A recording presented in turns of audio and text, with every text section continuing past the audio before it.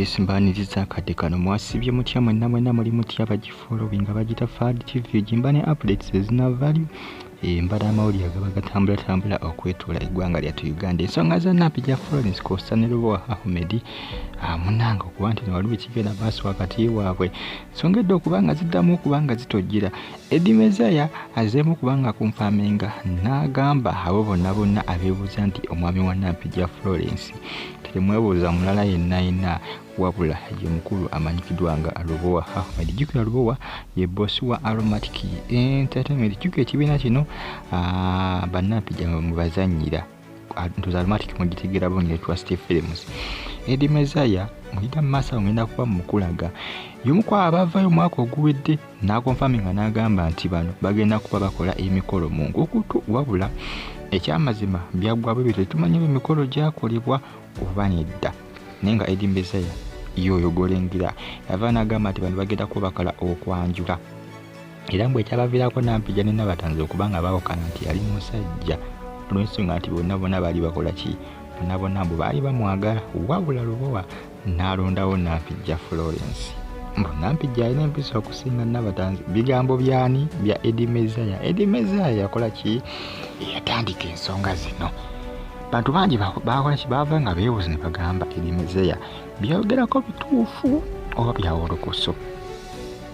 Ekyamazima bizeemu okubanga bitambula. Eddie Mezaia azeemu n'akikkaatiriza n'agamba nti emikolo gijja kuba gitojjera essaawa yonna. Yagamba nti ali sure waliwo ekigenda mu maaso wakati wa Nampijja ne Lubowa. Era n'akakasa akonfaaminga agamba nti no ekyajja Nabatanzi mu Aromatic baafunamuko obutakkaanya n'obutakkaanya obwo nti bwava ku musajja n'okubadde abasinga bava nga bagamba nti Nampijja nti yali akoye ejjoogo lya Nabatanzi mu nkambi ya Aromatic kwosa ne ku BBS Telefine wali we bakola bwe yali akoye ejjoogo lya Ddaana Nabatanzi.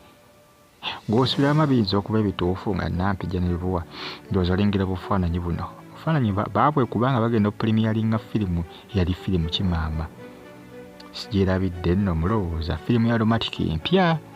Bantu bangi obufaananyi bino baabukootinga bulala wabula ye Eddie Mezaia agamba nti bino bya bulijjo baali bagezaako kubanga babalaga nti waliwo ekigenda mu maaso nti lwakuba mwe temwakola ki mbale mwakiwa focus.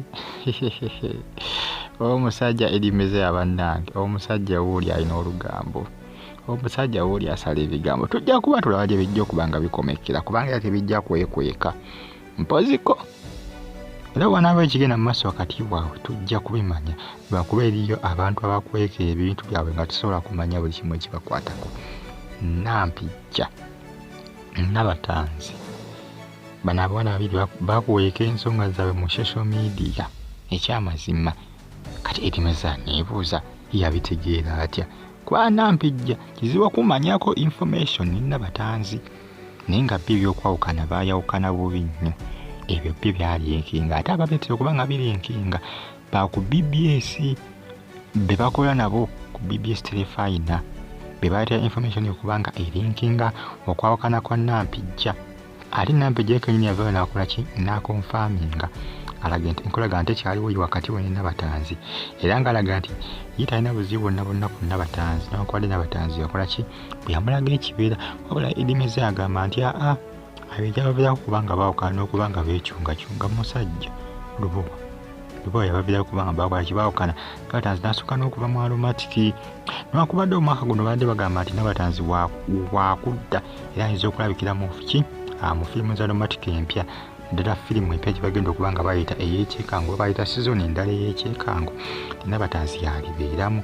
Naye ndowooza Nabatanzi ayinza obutadda kubanga olwedde omusajja akyaliwo bagamba nti yabaawula inaani ye ne Nampijja Florence.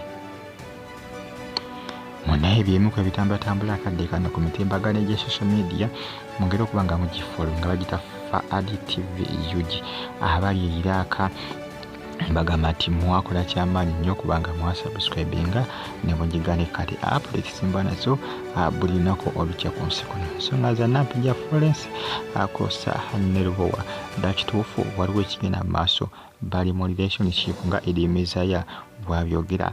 Ayongedde okuba nga akikkatiriza agamba nti timwewuunya ani bba wa Nampijja boosi we ye kennyini Lubowa.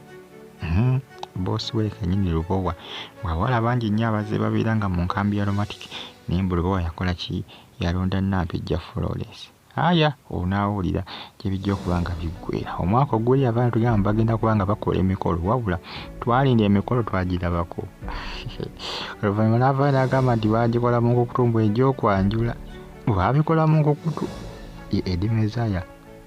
Kaakati bigenda kuba nga bikomekera kubanga azemu okuba nga akikkatiriza agamba nti Nabatanzi kyava okuba nga bakola Nampijja nti yali musajja bye bagamba mbu Nampijja mbu Nabatanzi yali amucungacyunga amuyisaamu amaaso biki mbu musajja tebiseesinga ebitera okwawula abakazi biba bwe bityo okwawo ku musajja abadde baagala kuomu n'akyozinga oli ekiviiramu nga baawukanye baali bamukwano nno. Nampijja ne Nabatanzi baali bamukwano ebyeddala. Bagita Fadi TV eki bulungi mbaagala nnyo mwenna mweraba.